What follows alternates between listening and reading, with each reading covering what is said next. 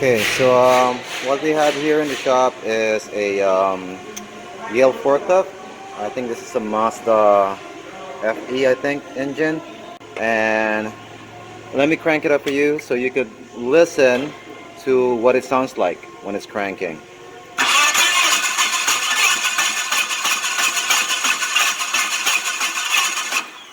Okay, so that's what it sounds like when it's cranking. So just from the sound, I'm thinking that it's losing compression, not just on one, but multiple cylinders. All right, so what I'm gonna try to do right now is first up, hook up an amp clamp to the battery positive. We're gonna do a relative compression test. Okay, so right now we got a amp clamp hooked up to the battery positive. That's hooked up to channel A on my oscilloscope, and then an ignition probe that is hooked up to the #1 spark plug. Okay, so we did the relative compression test, and as you can see, that is a fairly uneven pattern. So if we try to look for a repeat in the pattern, so from here to here, that looks like a repeat in the pattern, and it changes again right here. So we're going to take a look at this guy, zoom in.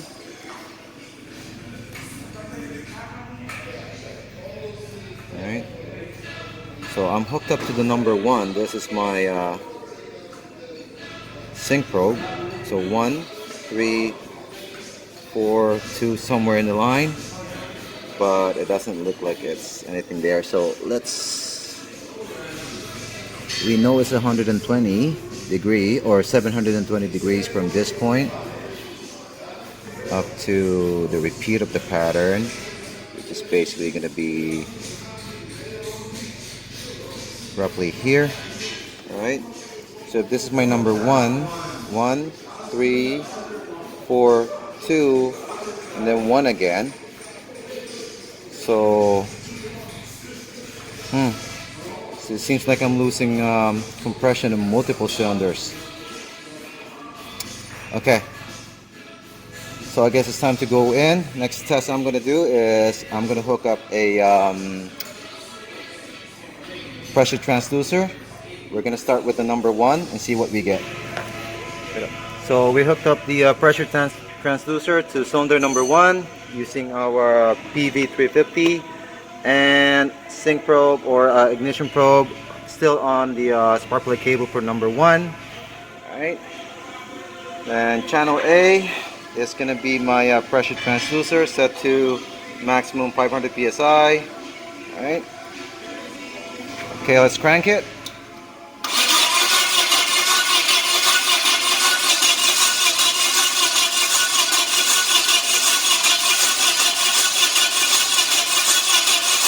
Okay, that's it. Okay, let's pause this for a bit. Let's go back. And let's zoom in.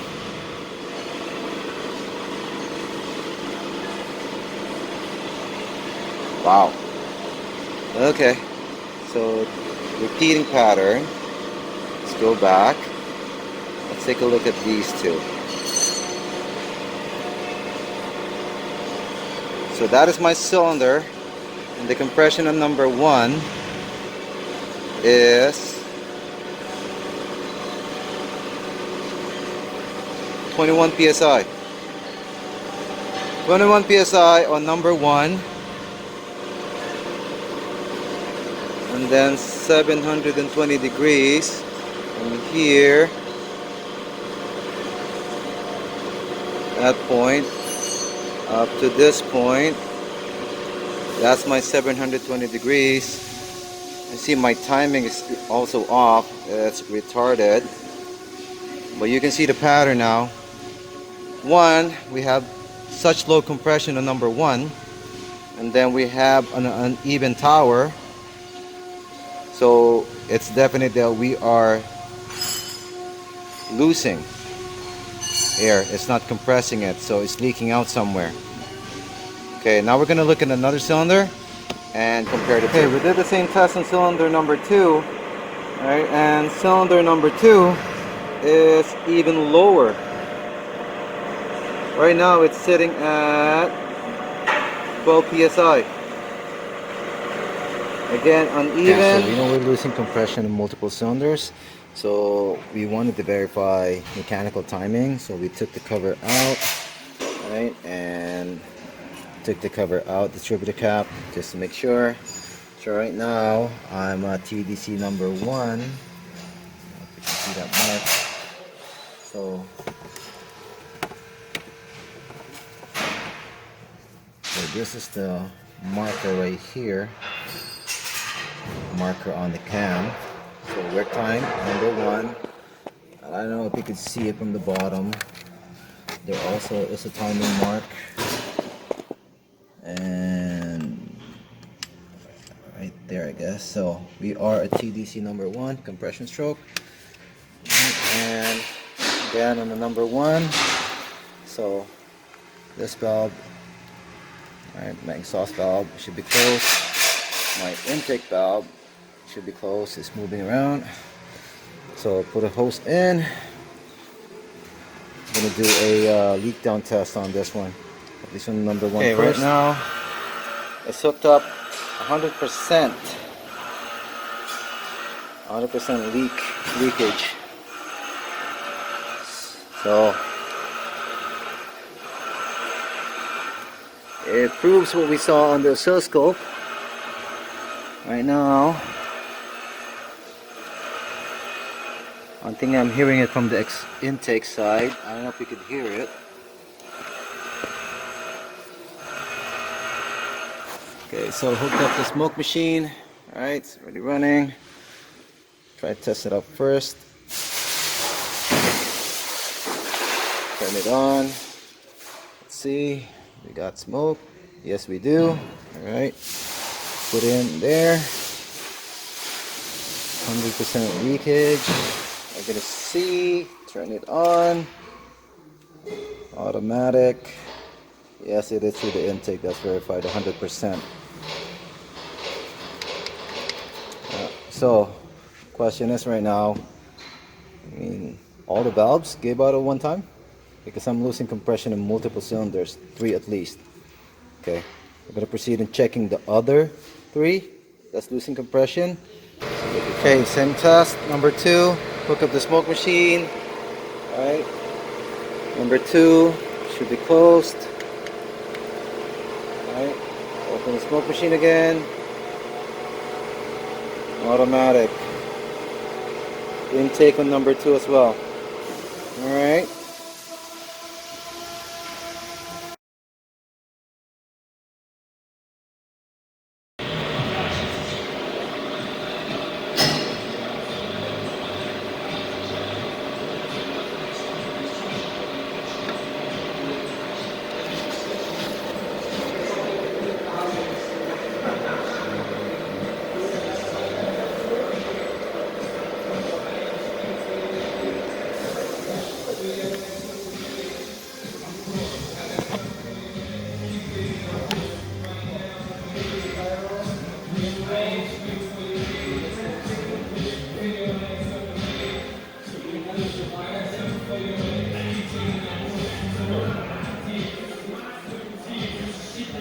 Okay, so we got the head back from the machine shop, right?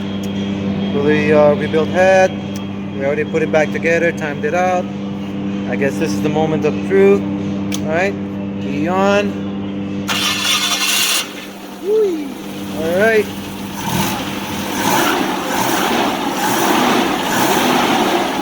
All right, so we're good on that side. One click. So all that's left now is to get some reference waveform on a working engine. Okay, now we got the pressure transducer hooked up to cylinder number 1, and that's going to be on my channel A. But I also added something else. It's going to be my pulse sensor hooked up to the intake manifold through the PCV line. This is something that I should have done the first time out when we had a problem, but that's the one thing I failed to do. But right now, because I want to get the reference waveform for this, it's going to be a reference moving forward. So I'm going to focus you on the screen, and then we'll see this. Okay, so the setup for now is my blue trace, which is my channel A. It's going to be my pressure transducer. set up to read up to maximum of 200 psi. Time base is going to be 1 second per division, so the screen is going to be 10 seconds. And then my red trace, channel B, is going to be my pulse sensor. So let's try to crank this and see what waveform we get.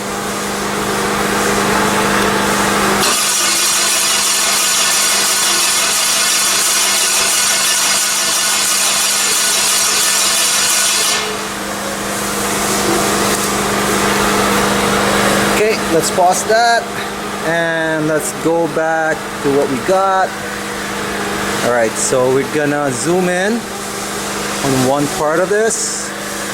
Let's zoom in from this guy right here. Okay, so as you can see, the red trace, that's gonna be my impulse sensor hooked up to the intake, and each one of these is gonna be a pull from the cylinders. So as you can see, the red trace from my intake is relatively even in what it should be. Like, I know this is not a brand new engine, it's like it's a rebuilt head, but I see, relatively speaking, waveform looks good, relatively even for all cylinders. And then we're gonna put the marker. So remember when I took the waveform when it had a problem, it looked nothing like this. So right now, that's my 0, 720 degrees. My compression is up to, the maximum point is 150 psi. 150 psi. So okay, so right now we're gonna do this again, but this time it's gonna be a running compression, dynamic. So same setup except for the red trace, because now I'm gonna have more pressure per se inside the cylinder. So obviously the readings is going to be a lot higher. So the setup now for channel B is going to be 5 volts max. Alright, let's crank it. Let it start.